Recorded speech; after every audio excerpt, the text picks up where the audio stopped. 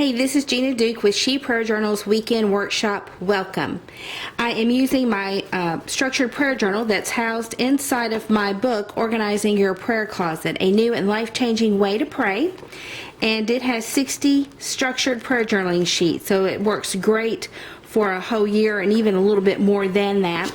I have become fascinated with decorating my worksheets, and I tell you, it's brought some great enjoyment to me personally. It's not something you have to do, but it is something that is pretty fun to do, and especially if you used to like scrapbooking, which I did not really, but I have enjoyed this. For this particular setup for the week of July 26th, I used I had found this Storytime small paper at Walmart, and so I had actually cut out some of the things from here to put in here.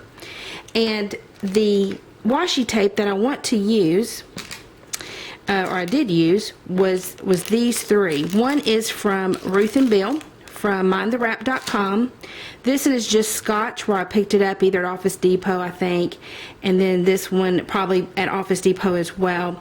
And you know, gray is a great neutral color. I am beginning to really love the color gray. And so I just use these in various ways. I did take one of my small papers and folded them and put them in the middle with washi tape just to make an extra little insert, extra little writing space. So if you really love freehand journaling, this is actually something you could do. And each page you could add an insert where you could do your freehand journaling. You could even make it bigger than this. But what I do is very structured, so I'm just making notes that I use basically in my prayer time, and they're just prompts really. But if you wanted to be more in depth, you could add an insert with washi tape. It's very simple, and you can see that it is. For this particular week of July 26th, there's a lot of things going on with my family. As you know, if you've been following me, one of the things is my younger daughter, who's been away at an internship in San Francisco. This is the week she came home, so I could not wait to lay eyes on her. And so I'm just praising God that she had a great last week, that she got home safely, that she's back in our home, back in our arms, and so we were happy about that and give God praise for that. My other daughter led worship. Now, she's been a worship leader at a smaller church, but she has returned to our home church, which is a larger church, and the two other worship leaders were out, so they asked her to lead, and that was special, meant a lot to her, so she got to lead worship that week.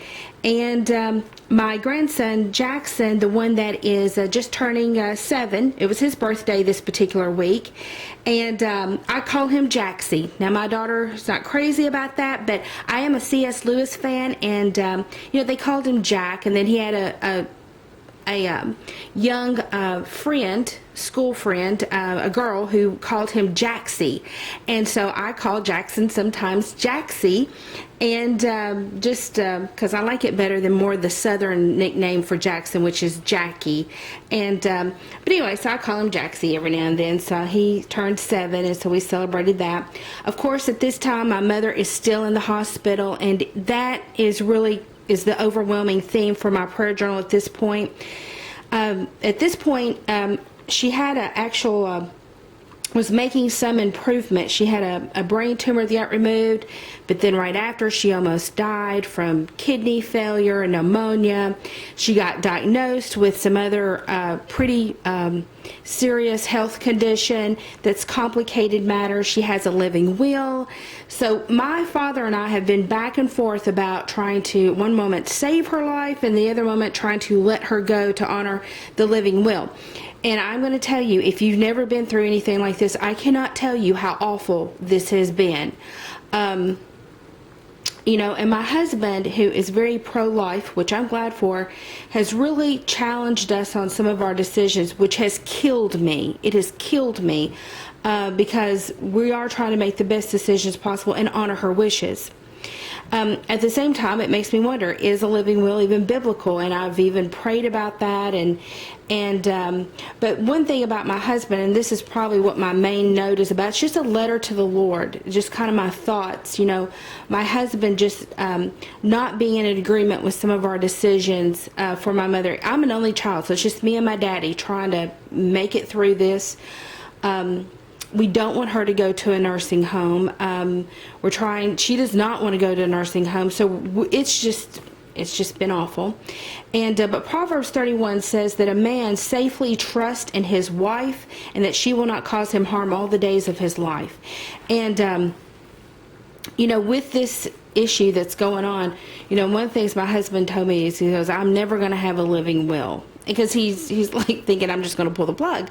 And that has killed me because of this Proverbs 31, that my husband feels like he cannot trust in me, that I might do him harm. That has about sent me over the edge on top of everything else I've got going on. And so in this moment, in this letter, I am saying I am alone. I am alone, and basically in the end telling the Lord, but that's okay because He and I have been here before, which is true in my life. And there's times when you go through something, there's nobody else that can go with you but the Lord. And so at any rate, it's just it's been an awful thing that I'm going through, but I'm so thankful that I'm able to prayer journal about it because it has really helped me keep my sanity. Now this is July 26th, and as we go forward in videos, I'll share with you how God's even used all of this and whatnot. But